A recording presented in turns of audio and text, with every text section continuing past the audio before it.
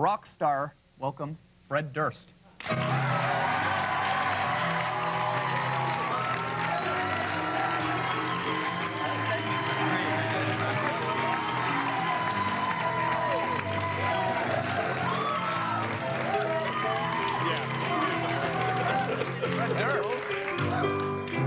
Seat there. Wow, that's cool. We had a little fun today. We went and did something today. Let's not tell them what we did yet. But I want to talk about that thing that I read in the paper. You want to tell them about what happened at the Grammys? They know what happened about that. You guys know what happened at the Grammys? No. Okay, at the Grammys, Fred said the word agreeance, right? I think we're all in agreeance, he said. And then, of course, the next day, everybody came out and tell the story from this point on.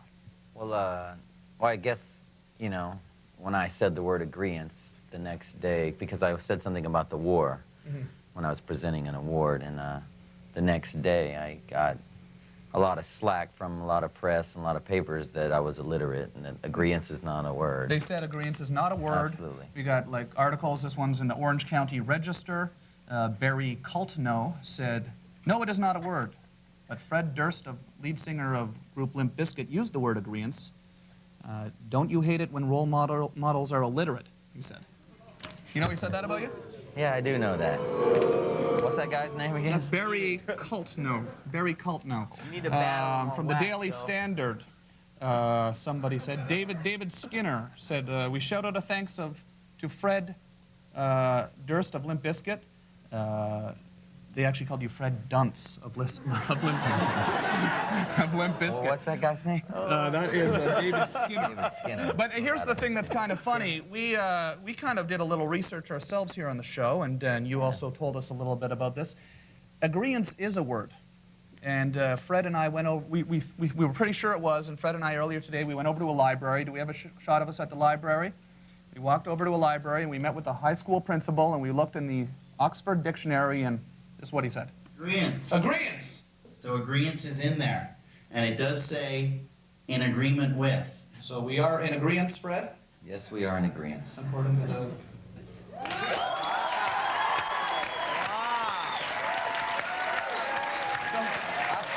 Who's the dunce?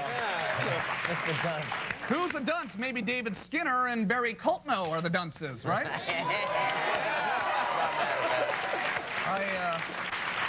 But I would assume that must have been kind of weird when you found out that everyone was coming down on you and doing all this. You know, everyone kind of came down on you in the media. Was that weird? Yeah, I'm kind of used to it now. You know, every so many years, there's a band or a person that's just made for taking a lot of that abuse, and I've been happy to take that spot. I'm kind of happy about the fact that they were all wrong. I'm so happy that you helped me prove that. Yeah. You got a new show on MTV. I do. What's your? There's a new show Fred's doing on MTV. What's it about? It's called Launch. It's sort of like, you know, you've seen the making of the video maybe or something like that. Well, this is like the making of the album. It's more like there were cameras with me for the last year or so, like the Osbournes or something. So the cameras are following you around? Yeah, they're even here today, so it's like a little bit everywhere. Where are they? Are they in here right now? It's some kind of secret. I can't tell you where cool. they We have are, a clip of the show. It's called Launch. It's called Launch. Let's have a look. That night was classic. Snoop was funnier and I think I got really drunk that night. Oh man, drink a little mimosa, huh? Nobody else what to say, what it look like. It was one of those moments where you constantly ask yourself, is this really happening? Snoop Dogg is in the place to see. Do it with my nephew, Freddie D. Oh, we in the place to see. Snoop D-Go Double G from the DPGC. That was retarded. Damn, what do we do now? I know what you want to ask me. I'm not gonna ask you that. I don't want to. Maybe other people do. I want to talk about what you want to talk about. Matter to me. That's cool. No, okay, so you got an obsessive-compulsive disorder. Yes, I do. We were talking in the van on the way to the library.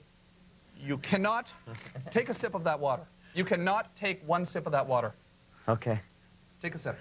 Why? Take one sip. All right. 2 sips. Why is that? I don't know. I have a really messed up head, I think. Because every time you take a sip of water, you have to take 2 sips of water. Glenn can't drink out of a straw. He's afraid of straws. You really can't take one sip, Fred. I swear to God. Good. Try Try to it take again, just try it one. again, try it Take just again. one. I'll try to Ready? take this one. Try to.